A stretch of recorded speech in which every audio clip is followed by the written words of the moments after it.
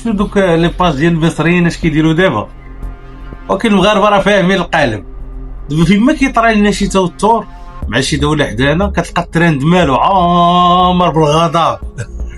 كيديروا لك دوك العناوين الكبيره، شي تصويره كتستفزك وتيقول لك شي جوج كلمات على ديك البلاد، ولا يجي من ديك البلاد اللي انت عندك معاه مشكل كيخلي القلب مالو تيضرب دك دك دك دك دك دك دك. اشنو هو هذاك؟ الغضب. الغضب كيجيب تفاعل، والتفاعل كيجيب ارباح. هو السؤال حنا عندنا راه زعما صغير، واش الهدف شنو هو؟ التوعيه. الا كان المحتوى ديال التوعيه ماشي مشكل، ولا ولينا في السباق على المشاهدات. المغربي راه ذكي وعارف راه كيميز. الوعي اقوى من اي محاوله ديال الاستفزاز. باش ما تطيحوش في الفخ، انت ديما تبقى كالم. فكر قبل ما تكومونطي ولا تبارطاجي، فكر واحد شويه باش هذوك اللي تيديروا هاد الهبال يحسوا شويه بالقالب. او واش انت مستعد تعرف الحقيقه؟